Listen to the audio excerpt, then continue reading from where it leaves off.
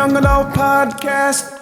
Welcome to podcast 210, you wild animals. Bunch of wild animals listen to the podcast today. So wild. 210. You guys are just, as you're listening, I bet you're doing something wild right now. What's the most wild thing you think someone's doing right now while listening? Probably like walking their dog.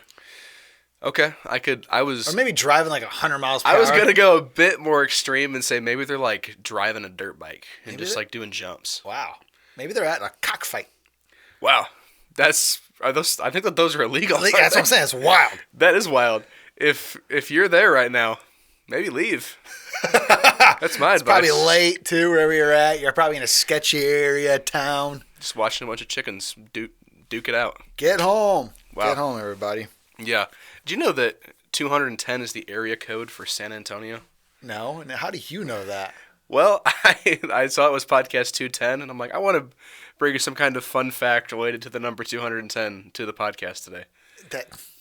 So what did you search? How did you search fun? Did you search literally the fun facts about the number 210? I did. And what all came up? That's awesome. There's a lot of math stuff about it's the first prime number with this, and this. And I was like, oh, that's pretty cool. A lot of math stuff like that, but the only one I could really remember and retain was that it was the San Antonio area code. Do you know the area code for Detroit? 313. Okay. Everybody from the 313, put your hands up. That's right. Follow me. Yep. I am not from the 313. I'm not either. I'm from the 810. 810, or you could say the 248 maybe? Perhaps, maybe. Yeah. All right. You're about to move though into a new town. Is it an 810 town or a 248 town? Oh, I don't know actually. I think it's still an 810 town. Okay. I think it is. But we might be a little bit too. What direction is that? Too south? No, too west to be 810. You might be. I might be an 810 man in a 248 town. Yeah, you might be. Who would have thought? That's okay. That's Crazy. Okay. I forgive you. Thank you. We got the Secret Life of a Pastor. We do. We got Bible Talk. Mm-hmm. Are you ready? I am ready. Shh. It's a secret. Everyone sees Sunday, but we are going to talk about Monday. Do you know? Not you, Preston, but the listening audience. Who are doing wild stuff. Although we've asked them to stop doing some wild things. Maybe they've settled. Maybe they're driving home now, doing a much more peaceful thing. Driving 5 under the speed limit, just being a man or woman of peace. Yeah, there you go. Do you know how we come up with our events here at church? Do you know? I actually had a youth pastor. This was years ago. He's not even a youth pastor anymore, although we're still great friends. And he's actually the pastor now. Oh, nice. And he was like, I follow you guys on social media. This was years ago when I was a youth pastor. When I follow you guys on social media, you guys are always doing the craziest events. How do you guys even come up with this stuff? And he asked me that question. I couldn't even answer it. I'm like, I don't even know how we come up with this stuff. Yeah. But something happens. There's a magical stew. When a few people just get into a room and start without I know this sounds cliche, but there's no stupid ideas. Mm-hmm. What are you thinking? What's everybody thinking? Yeah. And if you can cultivate a spirit of wonder and anything is possible, I think you can create some pretty magical things. I think so too. Even if it is a stupid idea to begin with, it can work into something great. I think one thing people may not know is that we have a ton of meetings about these events. Yeah. A lot. It's not just one sit down, plan it, we're good. It's 3 or 4 meetings, whether it be a CY event or an Ignited event. We had our first Switch meeting yesterday for Ignited, and that's months down the line. Yep. And so I think there's just so much planning that goes into planning big events. And there's kind of different, at least the way that me, Pastor, and Kayla will do meetings like that is, especially for something as big as the Switch, we'll have our initial meeting yesterday was about a lot of the fun stuff that we're going to be doing. What kind of games do we want to play? What kind of food do we want to have? Yeah. Is it the basic stuff? The stuff that's kind of just fun.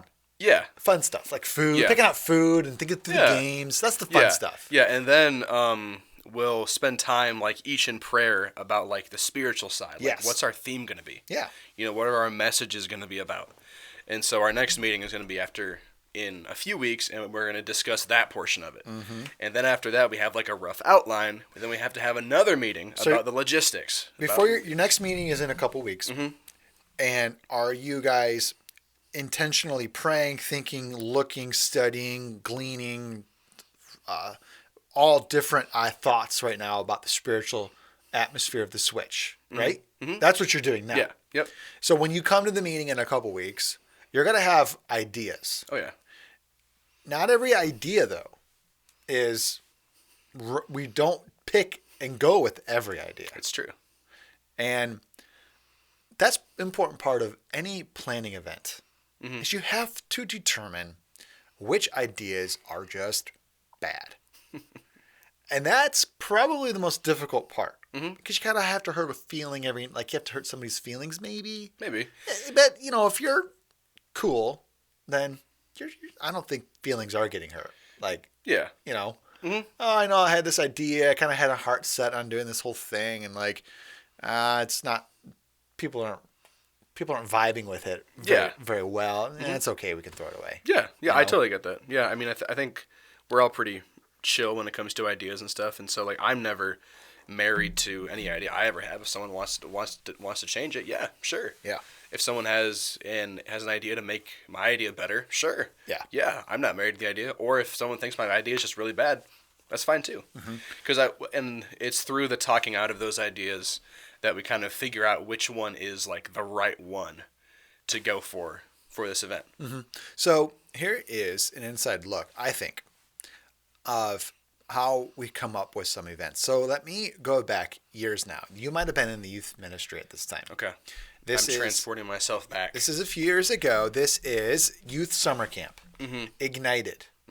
The theme that year, just for Ignited, was called Flawless.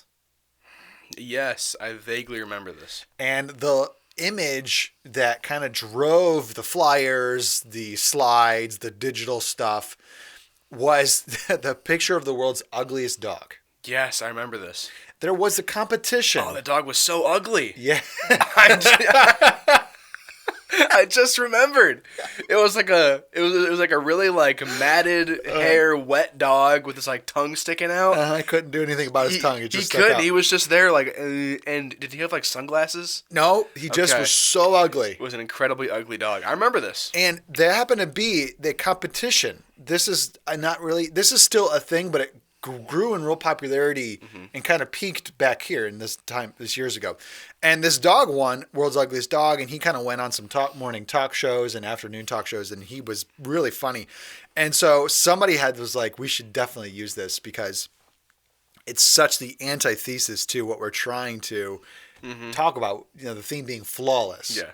And this dog is the world's ugliest. The most flawed dog ever. Yeah, the most flawed dog.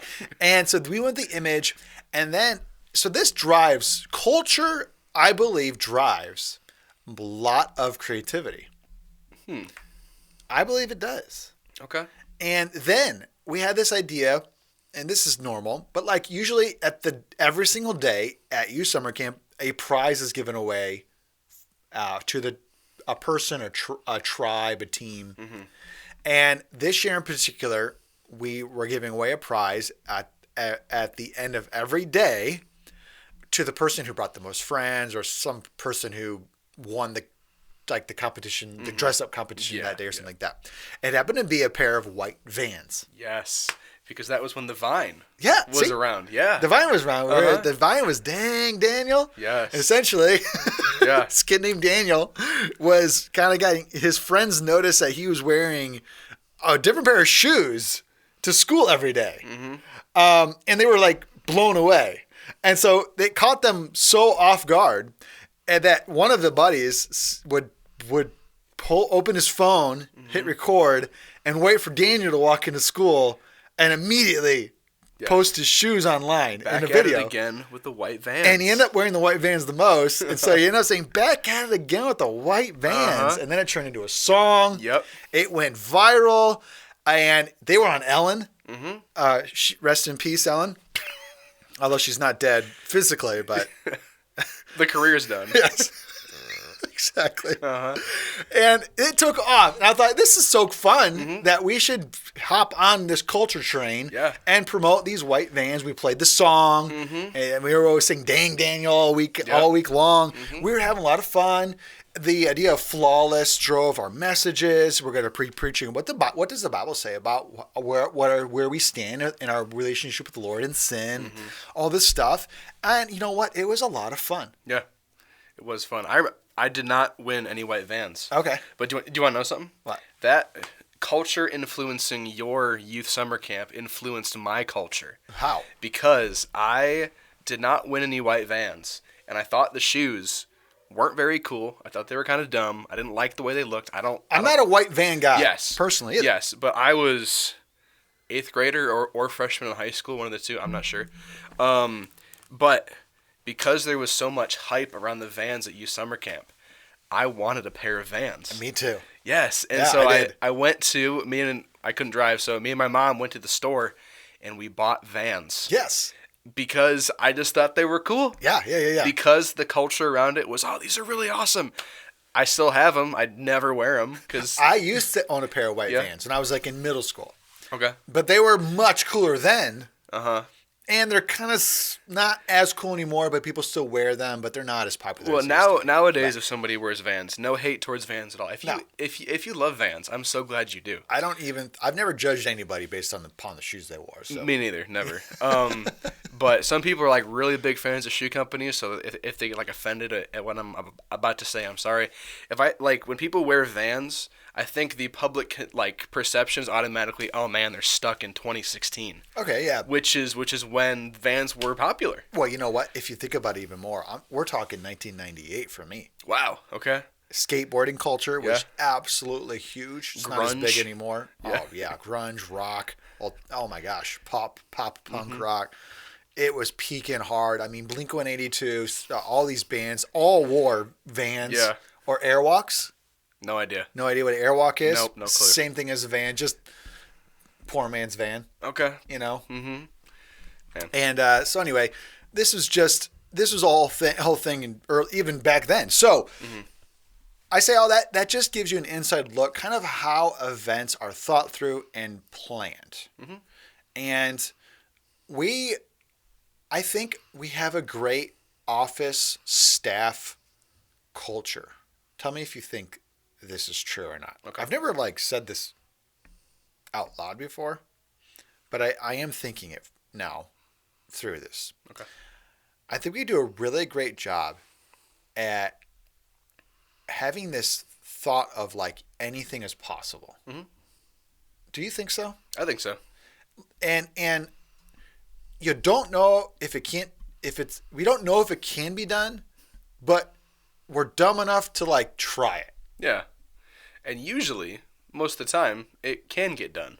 It's true. It might be really difficult or hard, but even something like the food trucks at the last couple of CY events, we're like, oh, we should get can we get a food truck? Exactly. Is that possible to get a food truck? Yeah, we got a food truck. Yeah, we've done it two in a row now. Yeah. It turns out that you can call food trucks and just tell them how many people you think you're going to have at your event. Yeah. And pay them the flat rate right up front, and they'll come and feed everybody for free. Yeah. I think that's pretty cool. I think so too. And we've done that a few times now. But these are just wild thoughts, and we have a it's possible spirit about us. Yeah. I will finish kind of the secret life of a pastor with this story I just recently heard about maybe the most popular man in the world right now, Mr. Beast. Oh, I was going to say Erling Haaland. No, what? But no. World Cup. Who? The guy from Norway, the soccer player, Erling Haaland. I thought you were going to say, because I've been seeing him everywhere. It's true. It's true. And so I thought it was going to be Erling Haaland. Do you think Mr. Beast is more popular than Haaland right now? Probably. Jimmy's pretty popular. And I think with the age demographic too, that I don't know what kids ages 13 to 0 who their most popular person is. It's probably Jimmy. But in my age bracket, it's probably Erling Haaland. Okay. He was just on a podcast. I think he was like Joe Rogan or something like that. Oh, nice. Little small show. Yeah, Joe Rogan. Joe Rogan wishes. So stupid. Anyway, and Joe Rogan was talking to him about how in the world does he keep just coming up with these ideas? He does things that have never been done before. And Joe Rogan was like, Joe Rogan says, I think the most impressive thing you've done was actually like you lived in the pyramids in Cairo. We did? Yeah, you didn't know this? No. This is just a few years ago now. That's crazy. Yeah, he got permission from the president of Egypt to like live and explore That's in crazy. Underneath the pyramids. I forget how long he lived under there for. It's like a week. That's wild. He got permission to go anywhere and do anything he wants. And Joe Rogan's like, how in the world did you get do this? And he's like, actually, as a matter of fact, this was a real, Mr. Beast, Jimmy, was saying this was a real defining moment for our team. Because I remember somebody pitched this idea. And when it was pitched, it felt like the stupidest thing anybody could have ever pitched because it's impossible. Yeah. And then Jimmy was like, wait a second, guys. Let's not say we can't do it without first trying. And the team was like, yeah, let's just try. Yeah. We don't lose any money. Let's not outright, let's just not say this can't be done because we've never tried it. He's like, so we just started making phone calls. He said it took over a year. Wow. From the start of making a phone call to getting permission to go and do it. And he says, but it was a real lesson that me and the team learned essentially is that don't say no to anything because it's possible. Yeah. Anyway, I think we have some of that spirit on our team when we meet, when we talk. That's a good lesson. I agree. I like that. You like that? I do. Next event in the pyramids. Hey, let's take the entire youth group skydiving at the next event. That's a dream. I would love to. Is it a good dream or a bad dream? Yes. It's a good dream. It's a dream. All right. It's a good dream. All right. Sweet. You ready for some Bible talk? I'm ready. Ooh. I love me some Bible talk. I love me some Bible talk. Proverbs 21, verse 9. Let me set this verse up with a little something before I read it. Okay. You've read this verse before? Yes. Do you remember how old you were the first time you read this verse and it was like, whoa, wow, huh? I remember the first time I read it, I was a kid, and I'm like, oh yeah, woo, I didn't really understand, like, the meaning of it. I don't know what age I, kind of got it, I guess.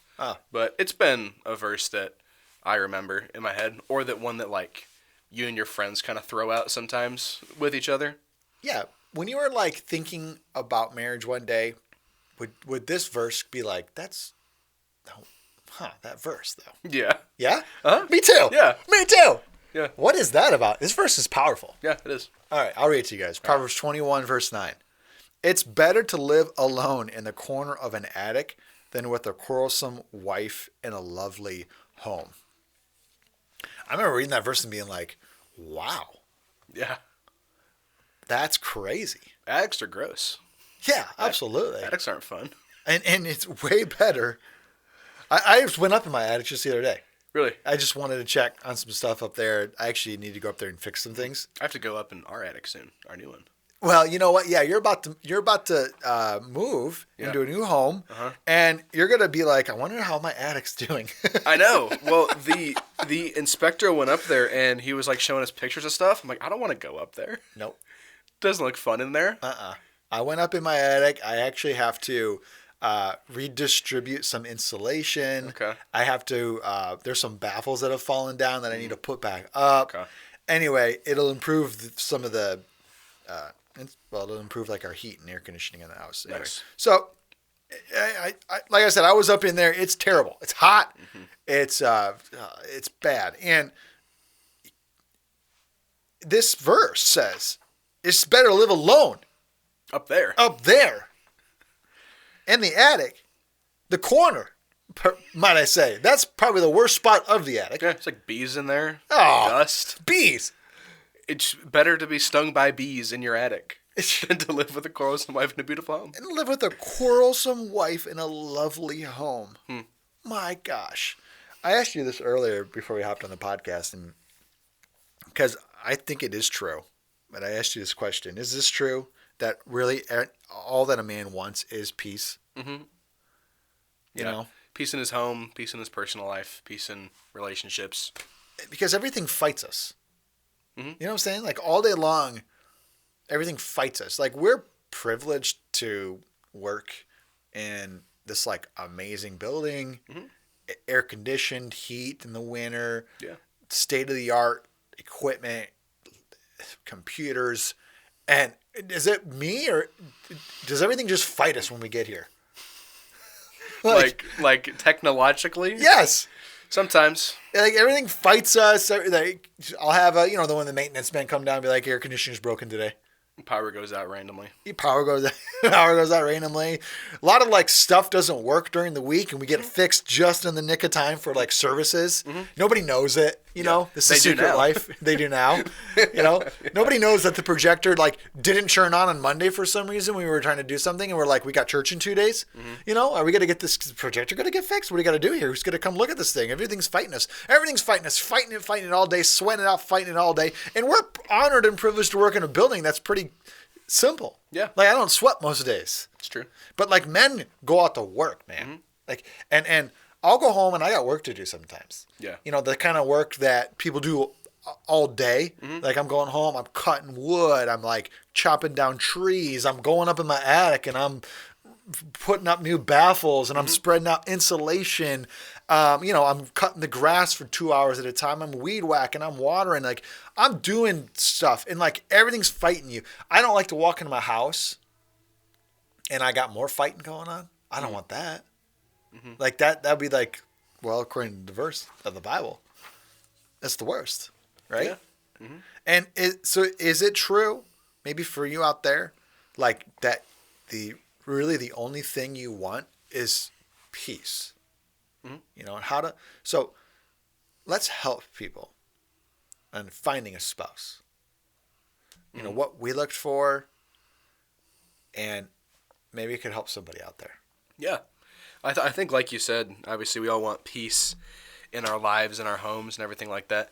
And part of doing that is finding, that wife, or for like men, wife, and for women, husband, who can be there for you, who can be there helping with an atmosphere of peace. And obviously the first thing you want to look for is that, like, do they love Jesus?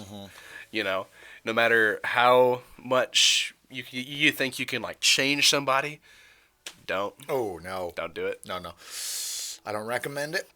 I don't either. They are who they are, and really Jesus is the only one that can change people. It's true. Yep. So obviously you want someone who loves Jesus, but then you also want somebody, I think, something that I admire about my wife and something that I see that she does is she has goals. She has dreams. She has dreams for our home, for our house. Even when we got our apartment at first, like, oh, this can go here, and this can go here, and this can go here. And it was like, I was like, oh, sounds great. And I didn't like see the vision, but she helped make it a home. Do you live there before you got married? I lived there a little bit, but I didn't live there a ton because it was super lonely. Is it too lonely? Yeah, really? It was super lonely, and it didn't feel homey.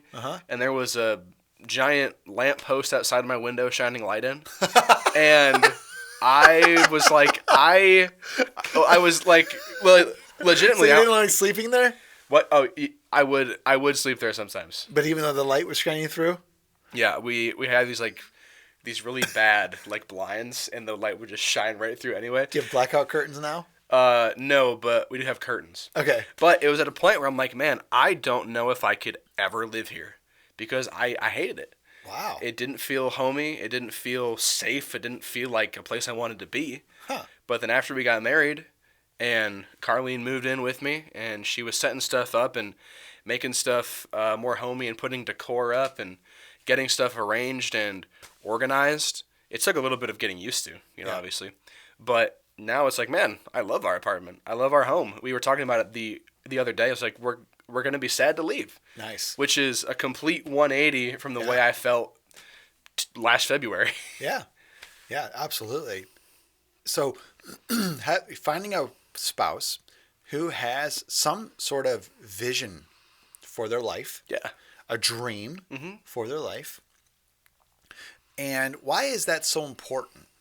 Why can't can they, is it really that bad to just find somebody who's like visionless and dreamless? Is it really that bad, Preston? Well, I think in the beginning, like let's say you're like married to somebody, in the beginning it might be fine. Like, oh yeah, they're chill, they're fine, like they'll figure it out. But then as time goes on, and they don't have the drive to do anything, that can start to weigh on you. That can start to get like heavy. Yeah. On your shoulders, whether you're a man or woman. And then I feel like over a period of time, like there's not going to be like, oh, what do you want to do today? Oh, I don't know. I don't care. There's like no excitement for the new day. Yeah. There's like no excitement for the future. There's no excitement for a life with this person because they don't know what they want to do. Yeah. Another thing too, I realized when it came to finding a spouse is that priorities did not need to be the same. Yeah. Interests, hobbies, love of music, shows, how you want to spend your free time. That does not have to be the same. That's not the important stuff. But I thought that was the important stuff. Yeah, I did too. And they talk about this phrase, opposites attract. And I was like, wait, that phrase has always been a little bit, to me, like, I don't know if I quite believe it. Just because, like, the Bible kind of says a little bit of the opposite. Like, don't be unequally yoked. You know, don't marry an unbeliever. Yeah, exactly. I mean, that's complete opposite. It is. So, like, the Bible warns against, those opposites. So we're going to find first, you both love Jesus. You both have vision. You both have dreams. They don't have to be the exact same dreams, but you have vision. You have dreams. And then, but you don't necessarily need to have the same interests. Would you say that yours and Carlene's interests are like extremely different, or like overlap a little bit every now and then? I would say they overlap a little bit every now and then. Like one of my interests, I love sports, and Carlene's not a huge sports fan. She's gotten more into it since we've gotten married, but like I love sports. I will watch football. I watch college football on Saturdays, and I watch NFL football on Sunday. But her thing is just watch the Lions. Yep. And so it was a little different. But I was actually worried before we got married. I'm like, oh my gosh, we don't have any of the same interests, or like we don't have all the same interests. What am I gonna do? You know, there's stuff that she's really good at that I'm not really good at. What's gonna happen? And there was all this fear, but it worked itself out. Yeah. I know you talked about how like the opposites attract thing.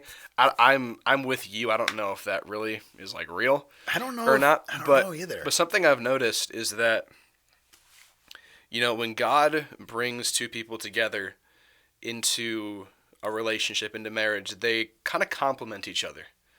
And I can notice that, I'm going to speak from my own life because that's the only life I got. But like Carlene is really, really, really organized. And I'm not really, really, really organized. And so she can help me figure out organizational systems for stuff. She can help me, this drawer can be used for this, and this drawer can be used for that. And at the beginning, it was like, man, it's so organized. I don't know how I'm ever going to figure this out. Too organized. Yeah, but wow. Now that we've done it for a while, I understand it. And Yeah. she's complimented me in that area. Ah. I don't really know where I compliment her. I know I do, but I can't think of anything off the I bet she'd have great stuff to say. I'm sure she would. And I do know that I'm pretty good with like handy stuff around the house, around the apartment. That's something that she just doesn't know, and so I can do stuff like that. But we compliment each other, and we just work it out. And God brought us together, and it works, even though we don't have all the same interests. You know, she loves to sew. I don't love to sew, and that's okay. That's okay. Yeah. Yeah. You could love to put holes in things, and she loves to sew them.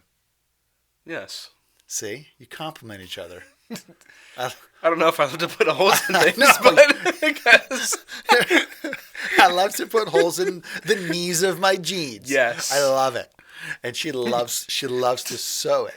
She has sewn several pair of my jeans, so I guess. There you go. There we go. Oh, man, what a podcast. What a podcast. Mm-hmm. But I think it is true, Proverbs 21, verse 9, that men truly want peace. And here's my advice to guys, because I can't speak for the girls. Nor can I, so I won't even, sorry. I'm not going to attempt to do it right now. Yeah. But this verse picks on the girls. I don't know why, but it just does. But men, I would encourage you out there to find a spouse, find a girl who is peaceful, not a quarrelsome person. Find a peaceful one. And I encourage the girls, find a peaceful guy, because I know a lot of guys out there who are not peaceful at all. I know. And you know what? I'm not even friends with people like that, let alone being married to one. So, all right. I hope this was a good podcast. It was a good podcast. I think this verse can go both ways. I know it's specifically talking about men and women, but I think too it can be applied. Absolutely. Absolutely. No doubt about it. All right, everybody. Catch you on the next one. Don't live in the attic. See ya. Youth and Young Adult Podcast. Youth and Young Adult Podcast. Youth and Young Adult Podcast.